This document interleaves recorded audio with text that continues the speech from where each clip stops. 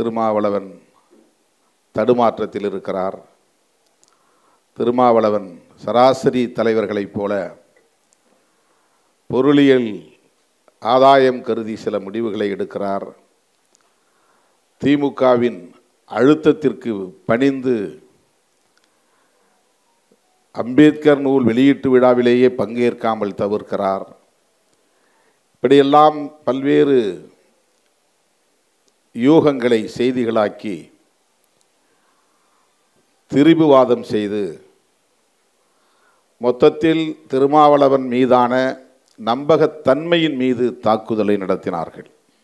ஆங்கிலத்திலே கிரெடிபிலிட்டி என்று சொல்வார்களே, அந்த நம்பகத்தன்மையின் மீது தாக்குதலை தொடுத்தார்கள். விடுதலை சிறுத்தைகள் கட்சிக்கு வேறு ஆப்ஷன்ஸ், வாய்ப்புகள் இல்லை. ஆகவே திமுக அழுத்தம் கொடுப்பதும் அதற்கு திருமாவளவன் அஞ்சுவதும் நிகழ்கிறது என்று சொன்னால் கூட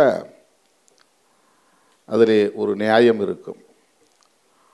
ஆனால் அரசியல் களத்தில் வேறு வாய்ப்புகள் இருக்கிற சூழலில்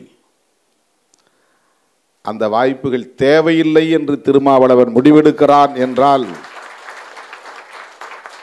அந்த முடிவு எத்தகைய துணிச்சல் வாய்ந்த முடிவு, கொள்கை சார்ந்த முடிவு என்பதை சொல்ல இங்கே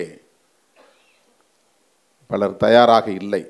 அதை பேசாமல் திமுக அழுத்தம் கொடுக்கிறது, அதற்கு பணிந்து விட்டார் என்று சொல்லுகிறார்கள்.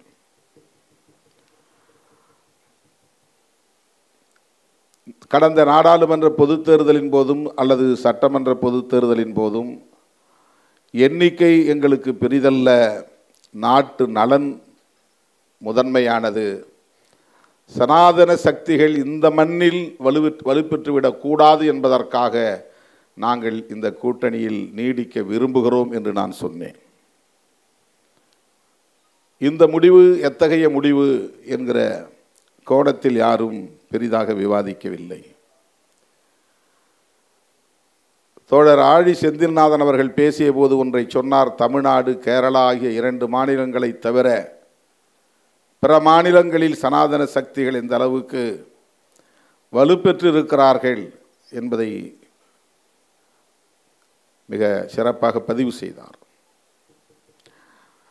அப்படிப்பட்ட பெருமைக்குரிய தமிழகத்தில் அவர்கள் எப்படியாவது காலூன்றி விட வேண்டும், வேரூன்றி விட வேண்டும் என்று பகீரத முயற்சியில் தொடர்ந்து ஈடுபட்டு வருகின்றனர். அவர்களை வலுப்பெற விடாமல் தடுப்பதற்காகத்தான் விடுதலை சிறுத்தைகள் இந்த பெரும் முயற்சியை மேற்கொண்டு வருகிறது. மற்ற இழப்புகளை பற்றி நாங்கள் கவலைப்படவில்லை. எத்தனை இடங்கள், எவ்வளவு அதிகார பகிர்வு, என்ன பதவி, பொருளியல் ஆதாயம் என்ன என்கிற கோணத்தில் நாங்கள் அணுகவே இல்லை அரசியலை. திராவிட இயக்கங்களை பலவீனப்படுத்திவிட்டு சனாதன சக்திகள் இங்கே வேரூன்றினால் எதிர்காலம் எப்படி இருக்கும்? இதைத்தான் தொலைநோக்கு பார்வையோடு நாம் மதிப்பீடு செய்கிறோம். திராவிட கட்சிகளோடு முரண்பாடுகள் இல்லையா? உண்டு. மாறுபட்ட கருத்துக்கள் இல்லையா? இருக்கிறது. விமர்சனங்கள் இல்லையா? விமர்சனங்கள் இருக்கின்றன. ஆனாலும் திராவிட இயக்கங்கள் பலவீனப்பட்டு விடக்கூடாது என்று நாங்கள் ஏன் நினைக்கிறோம்? அதிமுக பாஜக கூட்டணியில் இருந்து வெளியே வந்தால்தான் தன்னை தற்காத்து கொள்ள முடியும் என்று எதற்காக சொல்லுகிறோம்? உடனே அதிமுக பக்கம் துண்டு போட்டு வைக்கிறார் என்று அற்பர்கள் அவதூறுகளை பரப்புகிறார்கள். அதுதான் அவர்களின் பார்வை. அதிமுக பலவீனப்பட்டால் அந்த இடத்திலே பாஜக வந்து அமர்ந்துவிடும் என்கிற கவலை. அதுதான் விடுதலை சிறுத்தைகளின் பார்வை, திருமாவளவனின் பார்வை. திமுகவை விமர்சிக்கிறோம் என்கிற பெயரில் ஒட்டுமொத்த திராவிட அரசியலையே விமர்சிப்பது எவ்வளவு ஆபத்தானது. திராவிட அரசியலையே வீழ்த்துவது யாருடைய நோக்கம்? வீழ்த்த வேண்டும் என்பது யாருடைய நோக்கம்? நீங்கள் திமுக என்கிற அரசியல் கட்சியை விமர்சிப்பது என்பது வேறு. அது ஒரு தேர்தல் கட்சி. ஆண்ட கட்சி, ஆண்டு கொண்டிருக்கிற கட்சி, விமர்சிப்பதற்கு ஏராளமான வாய்ப்புகள் இருக்கின்றன, விமர்சிக்கலாம்.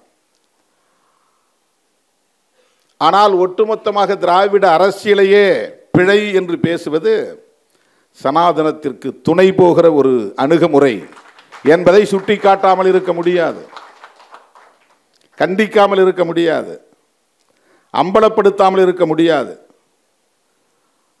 திமுகவுக்கு முட்டுக் கொடுக்கிறீர்களா என்று கேட்கிறார்கள். திமுக திராவிட அரசியலை பேசுகிற ஒரு அரசியல் கட்சி. திராவிட அரசியல் என்பது திமுக அரசியலோடு மட்டுமே சுருங்கிவிடக்கூடியதல்ல. திராவிட அரசியல் என்பது ஒரு நெடிய பாரம்பரியம் உள்ள ஆரிய எதிர்ப்பு அரசியல், பார்ப்பனிய எதிர்ப்பு அரசியல், சனாதன எதிர்ப்பு அரசியல். அந்த அடிப்படையை நாம் புரிந்து கொள்ள வேண்டும். ஆகவேதான் என்ன பாதிப்புகள் நேர்ந்தாலும், என்ன இழப்புகள் நேர்ந்தாலும், எந்த விமர்சனங்கள் வந்தாலும், திராவிட முன்னேற்றக் கழக கூட்டணியில், மதசார்பற்ற முற்போக்கு கூட்டணியில், விடுதலை சிறுத்தைகளும் சேர்ந்து உருவாக்கிய கூட்டணியில் நீடிப்பது என்கிற முடிவை நாங்கள் எடுக்கிறோம் என்றால், அந்த துணிச்சலை பாராட்டுவதற்கு பதிலாக திமுகவுக்கு முட்டு கொடுக்கிறார்கள், திமுகவின் அழுத்தத்திற்கு பணிகிறார்கள் என்று விமர்சிக்கிறார்கள். இந்தியா முழுக்க ஓபிசிக்கு இடஒதுக்கீடு கொடுக்கலாம் என்பதை ஆதரித்தவர்கள் தலித்துகளும் பழங்குடியிலும் தான். ராம்விலாஸ் பாஸ்வான் கூடவே இருந்தார். மாயாவதி உட்பட அத்தனை தலித் தலைவர்களும், அம்பேத்கர் இயக்க தலைவர்களும் அதை வரவேற்றார்கள். எதிர்த்தது யார்? ஓபிசி சமூகத்தை சார்ந்த இளைஞர்கள் சிந்திக்க வேண்டும். எதிர்த்தவர்கள் ஆர்எஸ்எஸ், பிஜேபி. அத்வானி தலைமையிலே ரத யாத்திரை நடந்தது. ரத யாத்திரையை, மண்டல் பரிந்துரையை எதிர்த்து நடந்தது. விபி சிங் ஆட்சியை கவிழ்த்தார்கள். மண்டல் பரிந்துரை நடைமுறைப்படுத்தக்கூடாது என்று எதிர்த்தார்கள். அதுவே பெரிய வன்முறையில் போய் முடிந்தது. அந்த எழுச்சி தான் பாபர் மசூதியை போய் இடித்தது. அந்த ரத யாத்திரை தான் பிஜேபி ஆட்சிக்கு வருவதற்கு வழிவகுத்தது. ரத யாத்திரை எதை எதிர்த்து வந்தது? மண்டல் பரிந்துரையை எதிர்த்து வந்தது.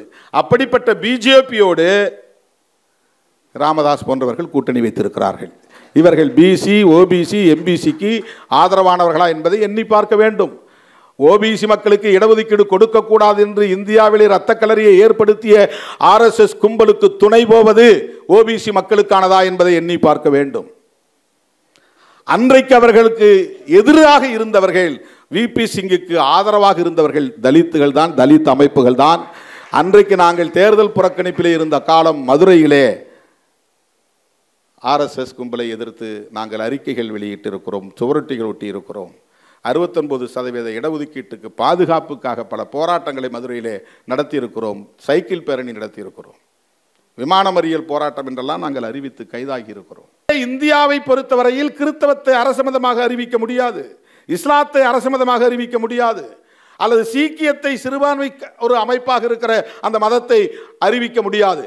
பெரும்பான்மை மக்கள் பின்பற்றக்கூடிய இந்து மதத்தை அறிவிக்க வேண்டுமானால் இந்து மதம் அடிப்படையில் பாகுபாடுகள் நிறைந்த ஒரு மதமாக இருக்கிறது. வர்ணாசிரம தர்மம் என்கிற சனாதன தர்மத்தை உயிர் மூச்சாக கொண்டிருக்கிறது. அந்த மதத்தை அரச மதமாக அறிவிக்க முடியாத ஒரு நெருக்கடி. ஆகவே ஸ்டேட் ரிலிஜன் இல்லை. எனவே இது அடிப்படையில் செக்யூலர் ஸ்டேட். இந்த கான்ஸ்டிடியூஷன் என்பது செக்யூலர் கான்ஸ்டிடியூஷன். அதை ரொம்ப புத்திசாலித்தனமாக அந்த வார்த்தையை கொண்டு வராமலேயே புரட்சியாளர் அம்பேத்கர் கான்ஸ்டிடியூஷனை செக்யூலர் கான்ஸ்டிடியூஷனாக உருவாக்கிட்டார். அதை கீழே வரக்கூடிய அடுத்தடுத்த ஆர்டிகல்ஸில் கொண்டு வர்றார். ஏன் காங்கிரஸோடு நாம் நிற்கிறோங்கிறதுக்கு இந்த ஒரே ஒரு இடத்தை நான் சொல்ல விரும்புகிறேன். அன்றைக்கு சனாதனத்தின் மீது பெரிய நம்பிக்கை கொண்டவராக இருந்தவர் காந்தியடிகள். இந்து மதத்தை காப்பாற்ற வேண்டும் என்று போராடியவர் காந்தியடிகள். சாதி இருக்க வேண்டும், தீண்டாமைதான் இருக்க வேண்டாம், கூடாது என்று சொன்னவர் காந்தியடிகள். முற்பிறவியும் உண்டு, அடுத்த பிறவியும் உண்டு, இவர்களெல்லாம் இந்த துன்பத்தை அனுபவிப்பதற்கு போன ஜென்மத்திலே செய்த பாவம்தான் என்ற நம்பிக்கையெல்லாம் கொண்டவர் காந்தியடிகள். ஆனால் அந்த காந்தியடிகளிடம் இருந்த ஒரு முக்கியமான ஒரு பண்பு, இந்த அரசுக்கு அரச மதம் வேண்டாம் என்று உறுதியாக இருந்தார். இந்து ஸ்டேட் ரிலிஜனாக இருக்கக்கூடாது என்கிற மத சார்பின்மையில் உறுதியாக இருந்தார். எனக்கு மதத்தின் மீது நம்பிக்கை உண்டு, இந்த அரசுக்கு மதம் வேண்டாம். அவர் மட்டும் நினைச்சிருந்தா ஜவஹர்லால் நேருவை கூப்பிட்டு, நீ அம்பேத்கர் மாதிரி சிந்திக்காத, இது நம்முடைய நாடு, நம்முடைய தேசம். அவனுக்கு இஸ்லாம் ஒரு மதமாயிருச்சு, பாகிஸ்தானுக்கு அது அரச மதமாக இருக்கிறது. நாம் இந்து மதத்தை இந்த தேசத்தின் அரச மதமாக அறிவிக்க வேண்டும். இந்த நாட்டை இந்து ராஷ்டிரா என்று அறிவிக்க வேண்டும். அல்லது அது பாகிஸ்தான் என்றால் இது இந்துஸ்தான் என்று அறிவிக்க வேண்டும். இந்த கருத்தை ஜவஹர்லால் நேருவிடத்திலே காந்தி சொல்லி இருந்தால் நேருவால் மீறி இருக்க முடியாது. ஏனென்றால் பட்டேலை பிரதமராக்க வேண்டும் என்று ஒரு குழு முயற்சித்த போது நேருவை பிரதமராக்கியவர் காந்தியடிகள். அந்த நேரு அவர்களால் காந்தியின் சொல்லை மீறி இருக்க முடியாது. ஆனால் காந்தியடிகள் இவ்வளவு பெரிய சனாதன நம்பிக்கையாளராக இருந்தாலும் கூட ஹரே ராம் ஹரே ராம் ஹரே ராம் என்று மூச்சுக்கு முன்னொரு முறை ராமருடைய பெயரை உச்சரித்த காந்தியடிகள் நாத்ராம் கோட்சே சுட்ட போது கூட ஹரே ராம் என்று சொல்லிக் கொண்டுதான் மண்ணில் சரிந்தார். அப்படிப்பட்ட ராம பக்தராக இருந்த காந்தியடிகள் இந்த தேசத்திற்கு அரச மதம் வேண்டாம் என்பதில் உறுதியாக இருந்தார். காந்தியடிகள் இந்த இடத்தில் தான் அம்பேத்கரோடு இந்த புள்ளியில் தான் இணைகிறார். நேருவுக்கு மதசார்பின்மையில் நம்பிக்கை இருந்தது. அவரை வழிநடத்திய காந்தியடிகளுக்கு மதசார்பின்மையிலே நம்பிக்கை இருந்தது. அரசமைப்பு சட்டத்தை வடிவமைத்த புரட்சியாளர் அம்பேத்கருக்கும் மதசார்பின்மை என்பதுதான் கோட்பாடு. 3 பேரும் இதிலே ஒரே புள்ளியில் இணைந்தார்கள். அதனால் கான்ஸ்டிடியூஷனில் மதம் அரச மதம் அறிவிக்கப்படவில்லை. அது ஒரு செக்யூலர் கான்ஸ்டிடியூஷனாக உருவானது. இப்போ நேருவுக்கும் மதசார்பின்மையிலே நம்பிக்கை இருக்கிறது. அவருடைய மகள் இந்திரா காந்தி அம்மையாருக்கு மதசார்பின்மையிலே நம்பிக்கை இருக்கிறது. இன்றைக்கு அவருடைய பேரன் ராகுல் காந்திக்கு மதசார்பின்மையிலே நம்பிக்கை இருக்கிறது. அதனால் தான் நேருவின் கொள்ளு பேரனாக இருக்கிற ராகுல் காந்தி கான்ஸ்டிடியூஷனை எடுத்து உயர்த்தி பிடிக்கிறார். கான்ஸ்டிடியூஷன் என்பதுதான் இன்றைக்கு இந்த புதிய தேசத்தை கட்டமைப்பதற்கான ஒரு கோட்பாட்டு அறிக்கை. அதற்கு நேர் எதிரான கும்பல் ஆட்சி பீடத்தில் அமர்ந்திருக்கிறது.